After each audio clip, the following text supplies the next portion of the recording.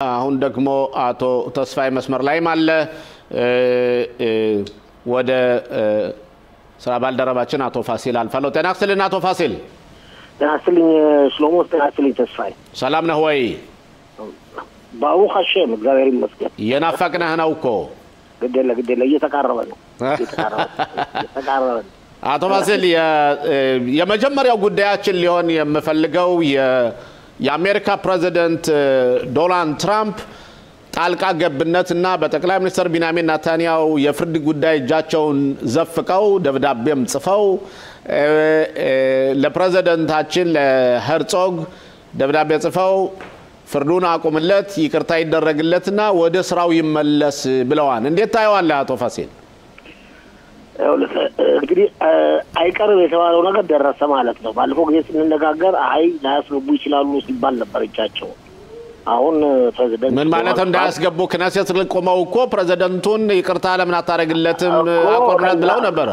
ከዛ በኋላ ያፍ ንግግር ነው እንጂ በተግባር የሚውልበት መንገድ በጣም የመነመነው ሲባል ነበር። ነገር ግን ይሁ ፕሬዚደንት ከራሳቸው ህይወት ጋር ማመዛዘን ይመስላል ይህን ደብዳቤ ለፕሬዚደንት ይስሐቅ ሄርጾግ ልከዋል። ፕሬዚደንት ይስሐቅ ሄርጾግን ማንኛውም ሰው ጠቅላይ ሚኒስትሩም ቢሆኑ የይቅርታ አቤቱታ ካቀረቡ እኔ መረምራለሁ የሚል አመለካከታቸውን በመግለጽ ለፕሬዚደንቱ መልእክት አስተላልፈዋል።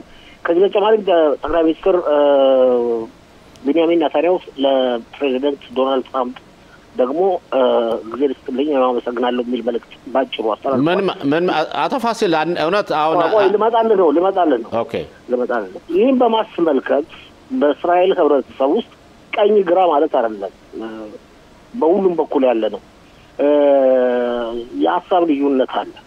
ለምሳሌ ከፊሎቹ የሊኩድ ፓርቲ የክነሴት አባላት ወይም ደጋፊዎቹ እንደሚሉት ከሆነ እስራኤል የፍርድ ነጻነት መነካት የለበትም፣ ስለዚህ ጠቅላይ ሚኒስትሩ ነጻ መውጣት ስለሚችሉ እዚህ ውሳኔ ላይ መድረስ የሚችሉ ዳኞች ብቻ ስለሆኑ ፍርዱ መቀጠል አለበት የሚል አመለካከት እየሰነዘሩ ነው። በአንጻሩ ደግሞ ግራ ክንፍ በተለይም ግራ አክራሪዎቹ ግራ ክንፍ ለዘብተኞች ማለት አይደለም፣ ግራ አክራሪዎቹ ጠቅላይ ሚኒስትሩ በገፋፍተው ይኸው ነጻ ሊወጡ ጥረት እያደረጉ ነው የሚል አመለካከትን እየሰነዘሩ ነው። በቀኝ ክንፍ በኩል ደግሞ ይህንን ምህረቱን የሚደግፉት ደግሞ በ80ዎቹ ዓመተ ምህረት የሀገር ውስጥ መረጃ ድርጅት አባላት ገና ፍርድ ቤት ሳይቀርቡ አስቀድሞ ምህረት ስለተሰጣቸው ይህንን ያደረጉት በዛ ጊዜ ፕሬዚደንት የነበሩት የአሁኑ ይስሐቅ ሄርዞግ አባት ሀይም ሄርዞግ ነበሩ። ስለዚህ በዚህ አይነት መንገድ ማለቅ አለበት ይላሉ።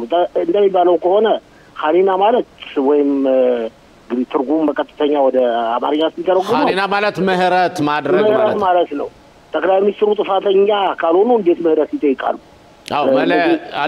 ወደዛ ጥያቄ ልጠይቅህ ነበር። ለምሳሌ በህጉ መሰረት የሚለተው አንድ ሰው ምህረት የሚደረግለት ሶስት ነገሮችን ሲያሟላ ነው። አንደኛ ሰውየው ሲፈረድበት ፍርድ ከተፈረደበት በኋላ፣ ሁለተኛ ደግሞ በሰራው ስራ አምኜበታለሁ ይቅርታ ብሎ ሲጠይቅ፣ ሶስተኛ ደግሞ እንደዚህ አይነት ስራዬ መልሼ አላደርገውም ሲል ነው። ስለዚህ አሁን ጠቅላይ ሚኒስትሩ አንደኛ ሊያምኑ ይችላሉ ወይ አርጃለሁ ብለው ያን ካደረጉ ለምን ስለዚህ እኮ ነው ይኸውልህ አሁን እኛ ዝርዝር ውስጥ እኮ ባንገባ የተሻለ መስሎ ታየኝ። ምክንያቱም እዛ ነገር ላይ ለመዘዝ ጠቅላይ ሚኒስትሩ ባጭሩ ማመን አለባቸው። ስለዚህ እንደሚመስለኝ ከሆነ የ300 ቁጥር አውቶቡስ በማስመልከትም ጥፋተኛ መሆናቸውን አላመኑ ሳያምኑ ነው በረድ የተደረገላቸው። ስለዚህ ይሄ ወደፊት መከራከሪያ ሆኖ የሚነሳ ነው። ለጊዜው ግን እንደው ፕሬዚደንት ትራምፕ እጃቸውን አስገቡ እንጂ ብዙሃኑ ማለት ይቻላል ብዙሃኑ የእስራኤል ህዝብ ከዛም መካከል ከፊሉ ብዙሃኑ ደግሞ ጠቅላይ ሚኒስትሩ ነጻ ናቸው የሚል አመለካከት ስላላቸው በፍርድ ቤት ጉዳያቸው እንዲያልቅ እንጂ በምህረት ጉዳይ እንዲወጡ የሚደግፍ ያለ መስሎ አይታየኝም። ሌላው አቶ ፋሲል ወደ ይሁዳ ሰማሪያ ነዋሪዎች በተለይ ብዙዎች ወጣቶች ናቸው የሚፈጽሙትን የወንጀል በተመለከተ በተለይ አሊሙት በትላንትናው ዕለት ለምሳሌ አንድ መስጊድ አቃጥለዋን በየቦታው ደግሞ ግራፊቲ ፎንትን በመጻፍ ብዙ እስራኤልን ለመጥፎ ነገር የሚያጋልጥ ስራ እየሰሩ ነው እና እንዴት ነው ምን አይነት አገር እየኖርነ ነው? ህግ የበላይነት ማስከበር ያለበት እየተቸገሩ ያሉት ወታደሮቻችን ምሽማራ ግቡል ፖሊስ ነው። የግል ሰዎች እየሄዱ ይሄን ማድረጉ የእስራኤልን ስም ማጥፋት አይደለም ወይ ነው ጥያቄው። አቶ ፋሲል እንዴት ታየዋለህ? አቶ ሽሎሞ ትክክል ነህ። ነገር ግን ኢምንቶች ናቸው እነዚህ ኢምንቶች ናቸው። 700,000 800,000 አካባቢ የሚጠጋ ይሁዳና ሰማሪያ ነዋሪ ሁሉ ይሁዳዋን አሉ። ከዛ ውስጥም እንደሚባለው ከሆነ በመቶ ቁጥር የማይበልጡ ናቸው ድርጊት ይፈጽሙ። ስለዚህ የማዕከላዊ እዝ አዛዥ ይህንን ተግባር ይህንን ድርጊት ለመቋቋም የተለያዩ እርምጃዎችን እየወሰዱ ነው። በዛሬው ዕለት የጦር ኃይሎች ኤታማዦር ሹም መግለጫ ሰጥተዋል ድርጊቱን በማውገዝ። እኔም የተለያዩ ውይይቶችን ተመልክቼ ነበር። እንዲያውም የእነዚህን ወጣቶች ድርጅት አለ ታግ መፍትሄ የሚባለው ድርጅት የሽብር ፈጠራ ድርጊት ተብሎ መፈረጅ አለበት። መፈረጅ አለበት። ከቀኝ ክንፉ አካባቢ ነው የሚሰማው። በእውነቴ ነው የምልህ እየተደረገ ነው። ስለዚህ አንተ ልክ ምክንያቱም አንተ እንደምትለው እነሱ አይወክሏቸውማ ለነሱም ኢቨንቶች ስለሆኑ እንደዚህ ተጋኖ በዜና ማሰራጫዎች መሰማት የለበትም። ለምሳሌ ያህል ባይደን አሁን ልመጣለን ወደ ፖለቲካው አቶ ሽሎሞ የባይደን መንግስት ቢሆን ኖሮ በጣም አጋኖ ነበር። ለምን ብሎ ቅጣትም እንደውም ኤምባርጎ ሙሉ ይጥል ነበር። አሁን ለምሳሌ ማርኮ ሩቢዮ የተናገሩትን ሰምቻለሁ። አሁን አንተ ጋር ከመግባቴ በፊት እንደሰማሁት ከሆነ ትክክል አይደለም የተደረገው ድርጊት የእስራኤል መከላከያ ኃላፊነቱን ወስዶ እየተከታተለው ነው። የእስራኤል መከላከያ ይቋቋመዋል፣ እነሱ ኢምንት ናቸው የሚል መግለጫ ሁሉ ሰጥተዋል። እንረጋጋ። አመሰግናለሁ አቶ ፋሲል። ተስፋዬ ጥያቄ ይኖራል? አቶ ፋሲል ድጋሚ ጤና ይስጥልኝ። ጋዜጠኛ ፋሲል ለገሰ። ጤና ይስጥልኝ። የኔ ጥያቄ እንግዲህ ባሳለፍነው ጦርነት ትልቅ ሚና የተጫወቱት የሞሳድ ዋና አዛዥ ዳቪድ ባርኒያ 5 ዓመት ስልጣናቸውን ያገባደዱ ነው። እንደውም አሁን ከሚወጡት መረጃዎች ውስጥ ከሳቸውን ተከትሎ ነው መሰለኝ አንዳንድ መረጃዎች የሚወጡት የቀድሞ የሱሪያው መሪ አሰድ ቀኝ እጅ የነበሩ ጄኔራል የሞሳድ ሰላይ እንደነበሩ የሚወጡ አንዳንድ መረጃዎች አሉ። በዚህ ጉዳይ ላይ ስለ ዳኒ ባርኒያ ምን ትላለህ ፋሲል?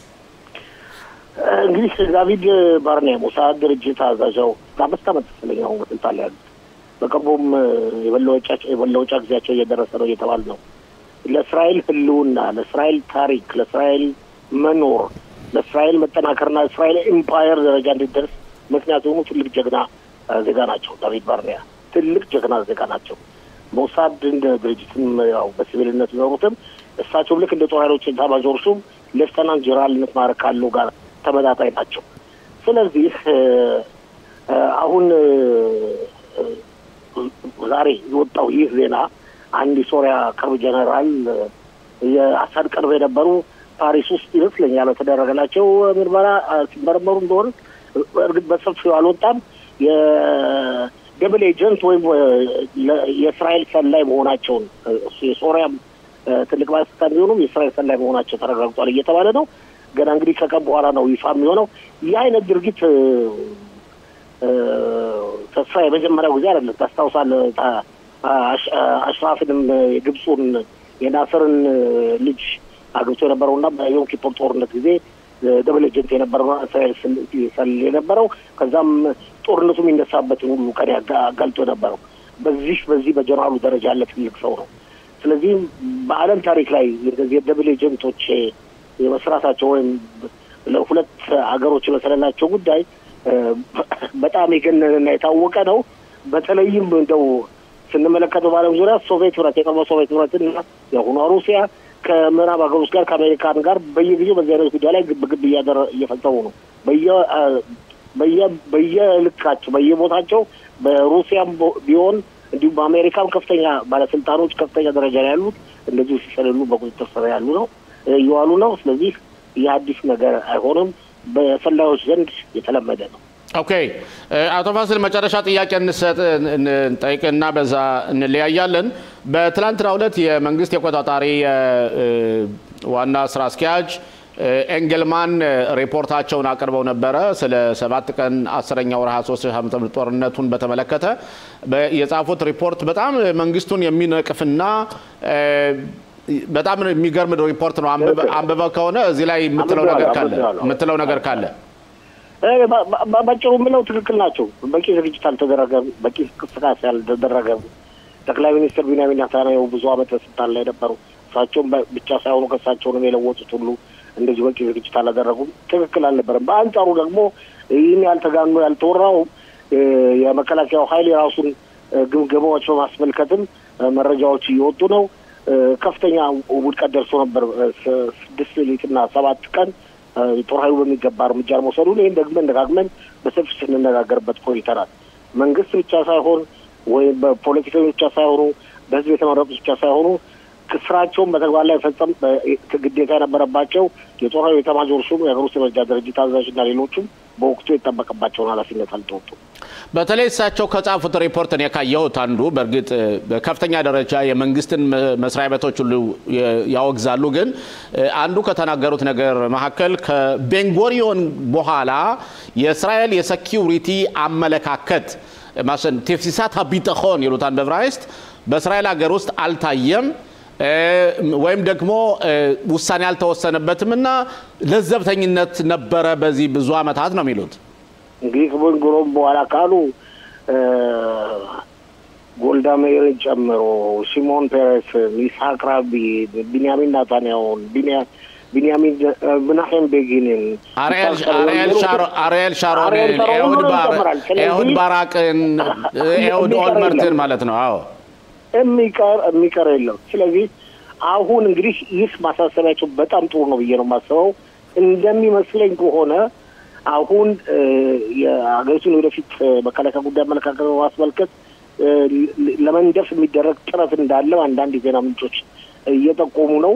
አሁን ባለንበት ሁኔታ ኃይላችን በሊባኖስ ዙሪያ በተረከረበት ወቅት፣ ኃይላችን በሶሪያ አካባቢ በተረከረበት ወቅት፣ ኃይላችን በአዛ በተረከረበት ወቅት አሁን ደግሞ እስራኤል እንደ ኢምፔሪያ ተብላ የተቆጠረች ስለሆነ ከእንግዲህ ወዲያ የምታደርጋቸውን እንቅስቃሴዎች በማስመልከት አዲስ የረጅም ጊዜ እቅድ ለማውጣት ከፍተኛ ጥረት ይደረጋል ብዬ ገምታለሁ።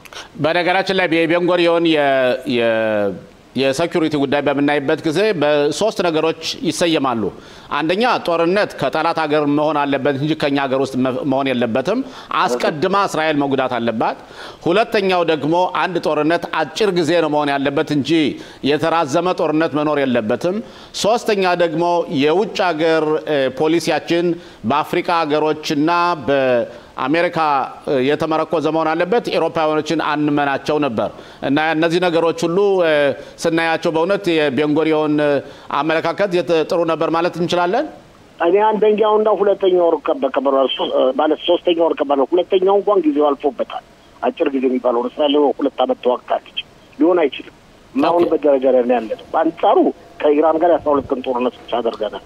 ስለዚህ እስራኤል ቁጥሯ ቤንጎሪዮን የተናገሩት እስራኤል ህዝብ ቁጥር አነስተኛ በነበረበት ወቅት፣ ይሁዳና ሰማሪያ ባልተያዘበት ወቅት፣ ሲናይ በረሃ ሙሉ ለሙሉ ባልተያዘበት ወቅት ነበር ይሄን ያደረጉት። ምክንያቱም ትንሽ ቦታ ስላለን ብለው።